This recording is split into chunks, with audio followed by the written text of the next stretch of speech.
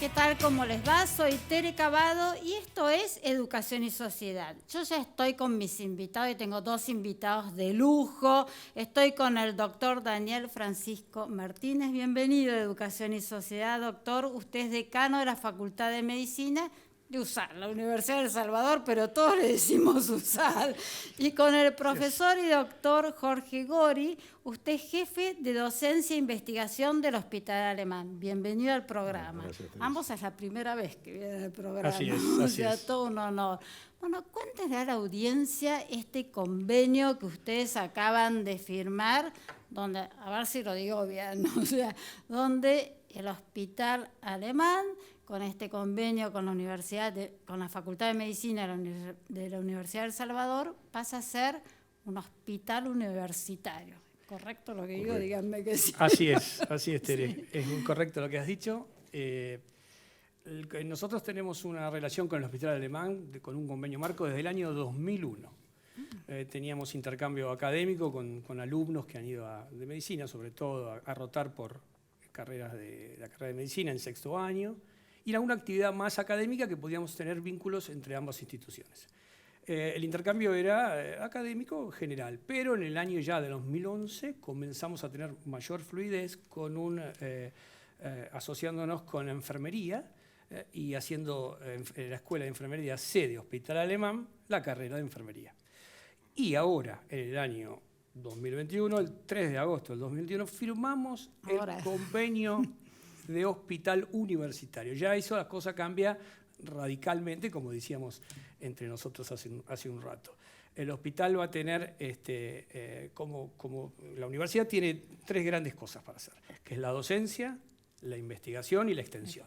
Y esas tres cosas las vamos a unir con el hospital para que el hospital sea universitario y podamos esos lazos favorecer hacer actividades de todo tipo, grado, posgrado, investigación y bueno, y todas esas actividades académicas que nos van a ayudar a fortalecer este vínculo tan bueno de dos instituciones que son sumamente prestigiosas. Sí. De hecho, la Universidad de El Salvador en medicina, cuando yo terminé mi escuela de secundaria, era la única que la tenía medicina a nivel privado. O sea, hoy hay muchas realmente, pero en su momento era la única.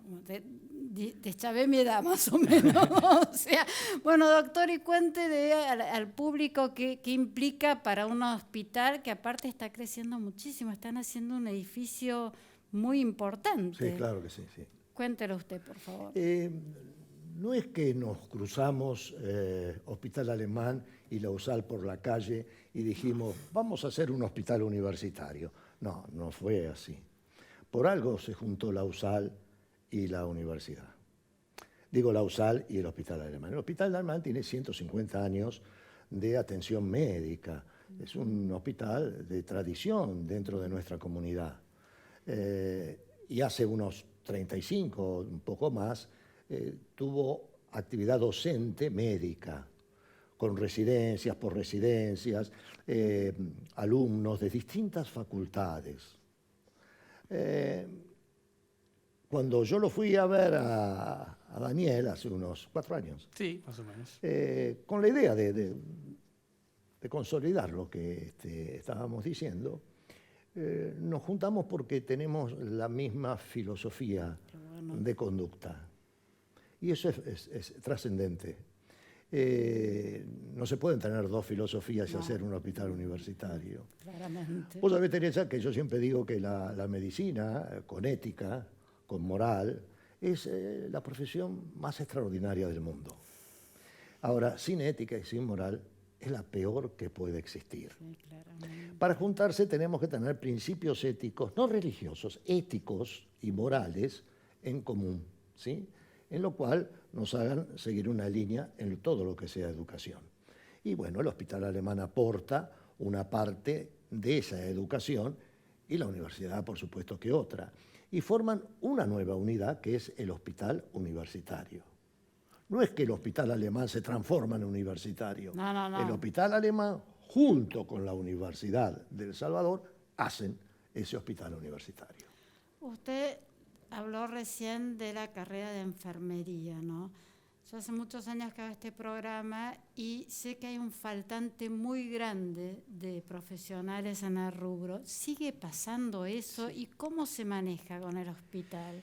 En realidad en el país hay dos rubros importantes, como decís vos, que faltan, que son uno enfermería y otro es terapia intensiva, que se ha puesto de manifiesto ahora con esta pandemia. Son las dos grandes carreras que hay que incentivar y que nos han pedido del Ministerio de Salud. ¿Te puedo hacer una pregunta muy bruta por ahí? ¿En la enfermería también tiene especialización en terapia? Puede tener especialización en terapia intensiva, correcto. Sí. Dentro de enfermería hay especialidades también. Está. Pero lo que se pide fundamentalmente a nivel Ministerio de Salud, y nos ha pedido a todos los decanos en la FACIMERA, traten de incentivar la formación de enfermeras y de terapistas, porque faltan en el país. Y bueno, con el Hospital Alemán es ideal porque nosotros ya tenemos la carrera de especialista en terapia intensiva y tenemos la carrera y la escuela de enfermería, además de la del Alemán, la sede centro nuestra, con los hospitales públicos y algunos privados. Entonces la escuela ya está, hay que seguir intensificando todo esto, este lazo que nosotros tenemos. Y en esta pandemia, ¿no? Yo me imagino que enseñar todas las carreras relacionadas a temas de salud debe ser dificilísimo. ¿Cómo han hecho, doctor? Y en esta pandemia vivir fue difícil, Teresa. No solamente enseñar, sino vivir, salir, juntarte con tus amigos, con tus familiares. Por supuesto que fue un inconveniente tremendo. Y bueno, pero por medio de actos virtuales se pudo hacer algo. ¿Pero por qué digo algo? La medicina es una ciencia práctica. No se puede aprender sin la práctica, sin el contacto con el paciente. Por lo tanto, sí que tuvimos un atraso, una dificultad. Pero bueno, con ingenio, con cooperación, vamos saliendo de ella.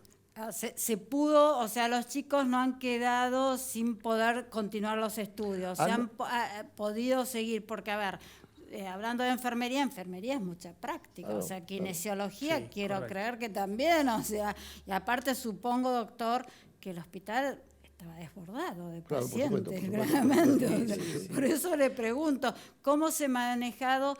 Y lo que me importa mucho es qué le dice al chico que hoy está terminando su escuela secundaria y que dice, me encantaría seguir cualquiera de las carreras relacionadas con la salud, pero ¿cómo va a ser esto? ¿Va a seguir?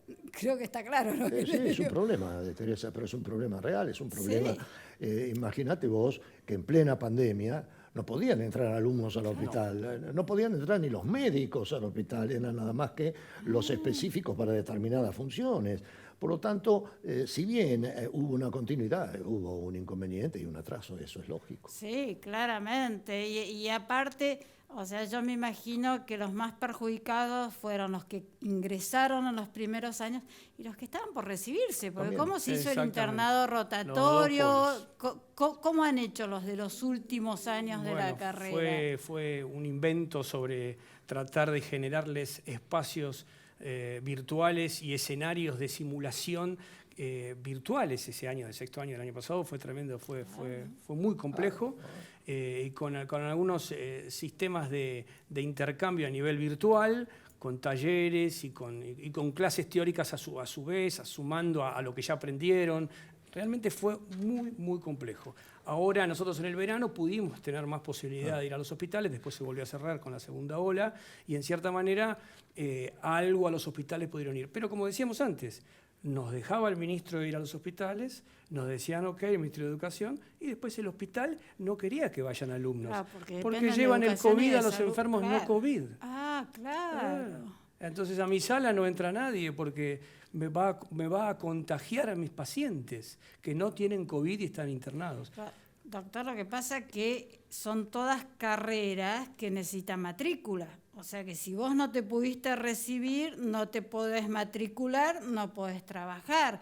Claramente, o sea, es una de las ramas dentro de todo el sistema educativo, son carreras que se han visto Muy perjudicadas. muy perjudicadas. Muy perjudicadas, Sí, claramente. O sea, y también ustedes manejaban un espectro de alumnos extranjeros que Pobrecitos, ¿cómo han hecho? Muchos se deben haber vuelto a su lugar, no sé. Sí, muchos se han vuelto y muchos estamos invitándolos a que vuelvan porque en cierta manera, bueno, le vamos a hacer lo más flexible posible, hasta un punto, pero vamos a ser muy flexibles en cuanto a que puedan volver y puedan recuperar lo que no ha podido hacer.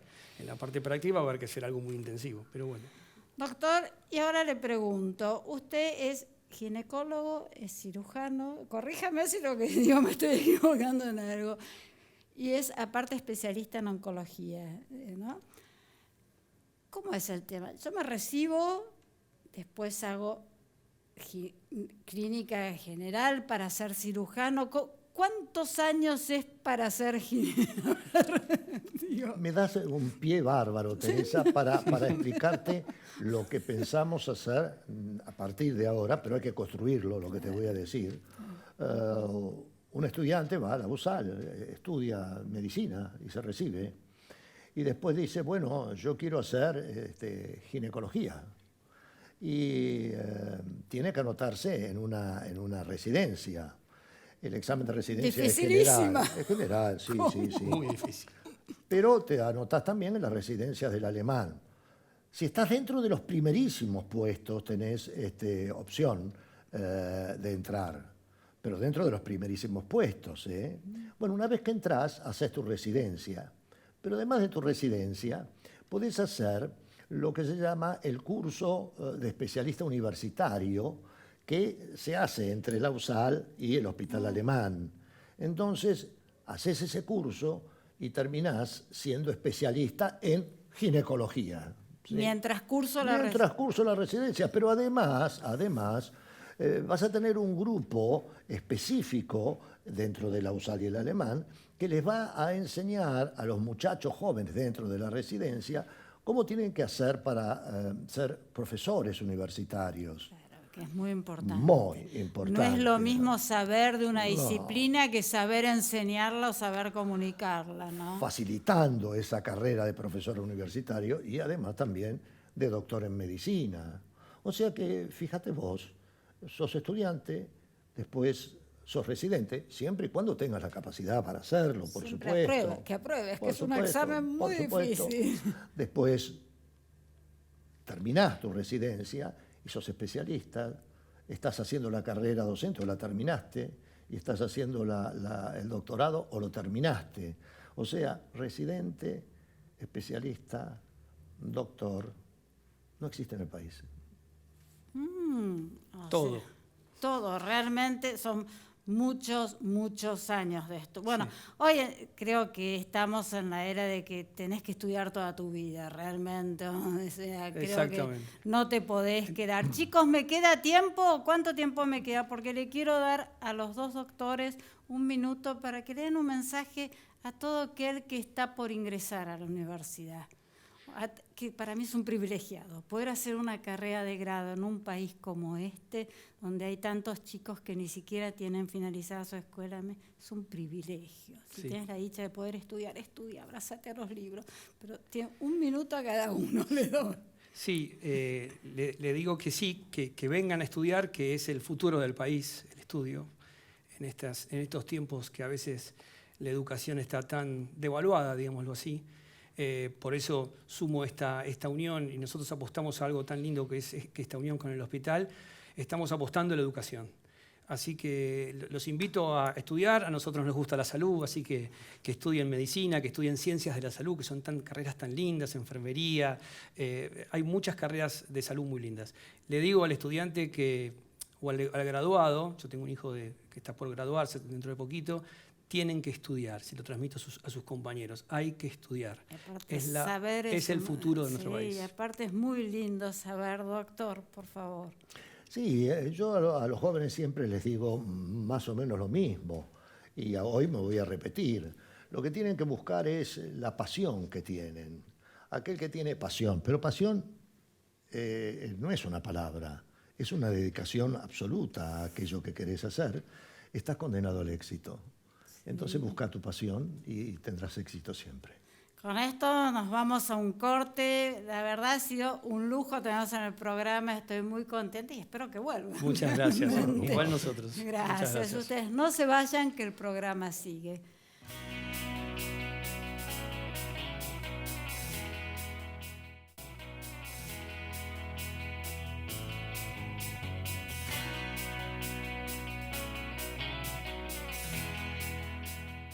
50 años de experiencia. 100 sedes en todo el país. 30.000 egresados universitarios. UCASAL. Construí tu historia. El conocimiento se vuelve reconocimiento. Estudia en la Kennedy y desarrolla todo tu potencial. Inscribite hoy. Empezá en marzo. Más información en kennedy.edu.ar. Universidad Kennedy. Educación que potencia.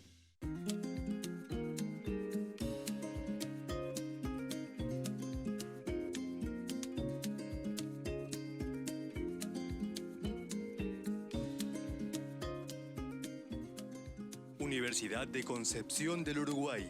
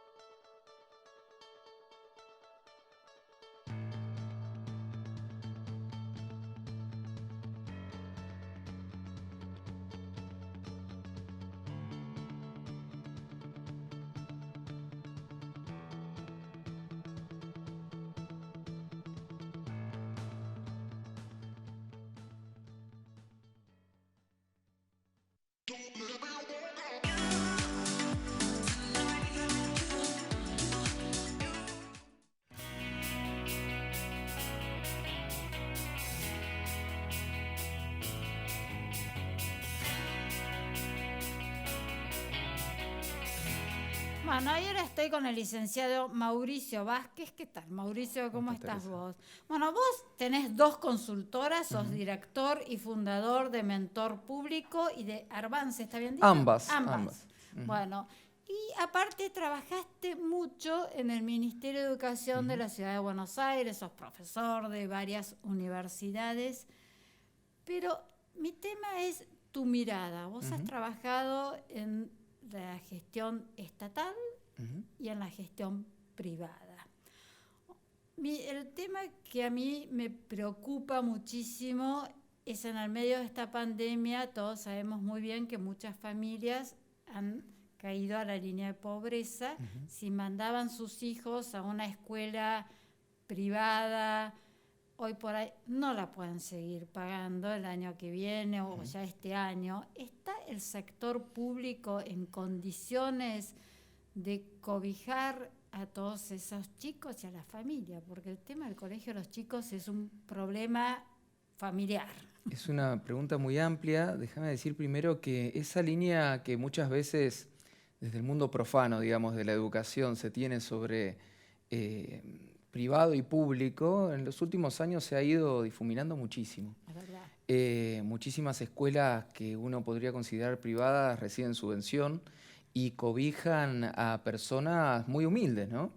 Por eso a mí me gusta a veces aclarar, porque se tiene esa visión de la universidad privada como o de la escuela privada como aquella que cobija pura y exclusivamente a los sectores más pudientes, y eso ya no es así.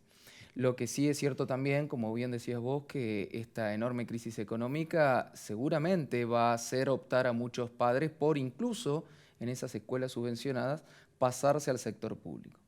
Y tu pregunta puntual de si lo cobija o no también es muy amplia, porque ¿qué es cobijarlo? Si el espacio edilicio les permite su ingreso, esa sería una pregunta. Otra es si el sistema educativo hoy realmente los cobija en el sentido de ser ese mecanismo de movilidad ascendente que fue durante muchas décadas en nuestro país. Y en ese sentido yo quiero ser contundente. No, claramente no lo es. O sea, vos decís que la educación pública ha desmejorado muchísimo su nivel. Yo te diría que la educación en general En general. ha perdido muchísimo nivel, ¿no? Porque ahí también tenés otro fenómeno. Muchos de los docentes que dan clases en el sector público son los mismos que dan clases en el sector privado, entonces cuando uno apunta a sus niveles de capacitación, eso cabe tanto para el sector público como para el sector privado. Sí. Las currículas muchas veces están tan desactualizadas en un ambiente como en el otro.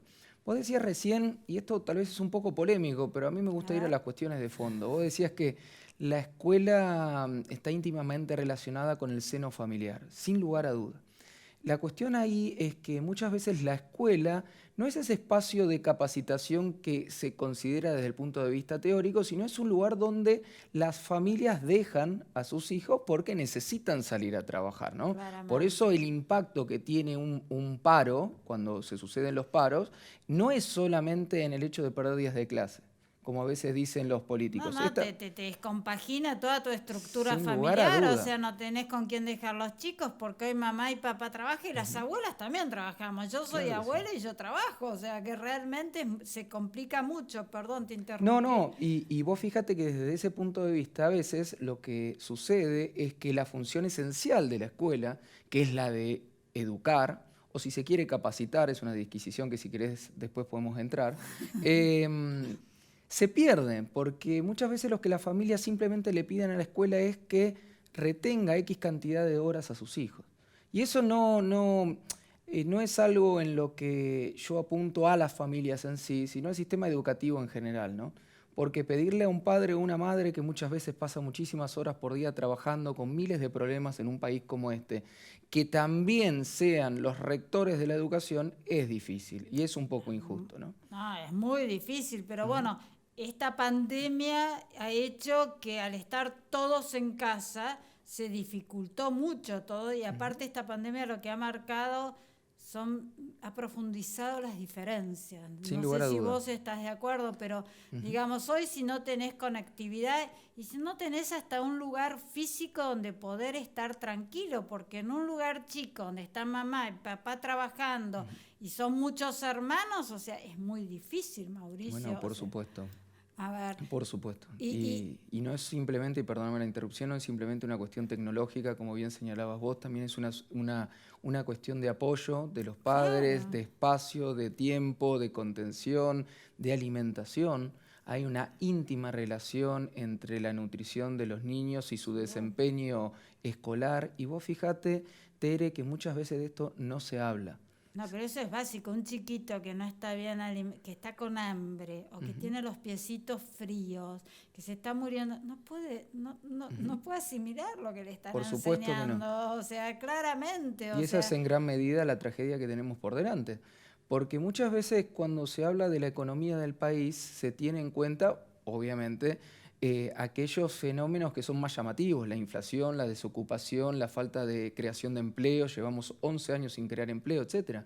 Pero no se tiene en cuenta que aun cuando esas variables macro mejoren en el futuro, la capacitación de nuestra gente, la adquisición de competencias es la clave para el desarrollo. Pero Mauricio, lo acabamos de ver con lo que pasó con el caso de Toyota.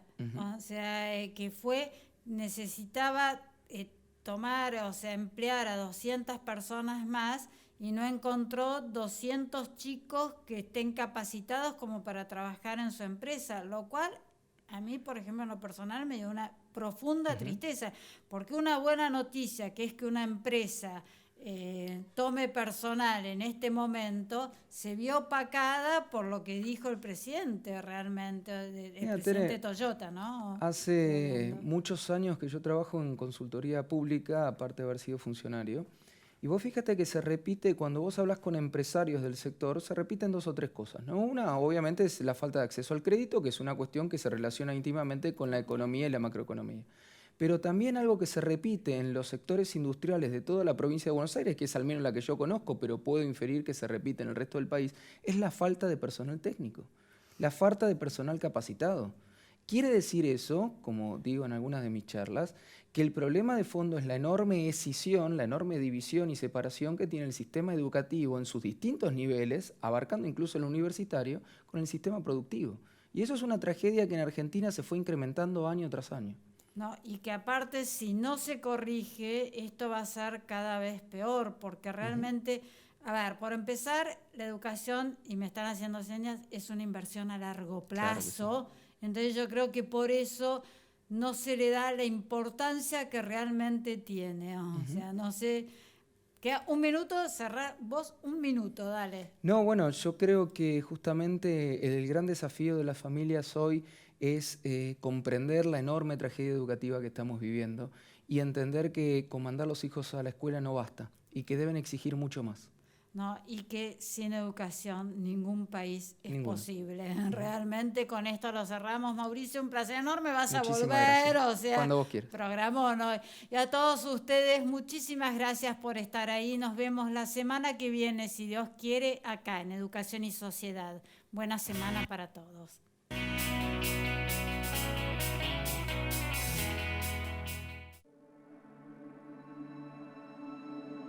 Blended Learning, un modelo educativo que integra la educación presencial y a distancia, que tiene al alumno como protagonista y a docentes que inspiran, median, interpelan y contienen en un proceso de evaluación continua.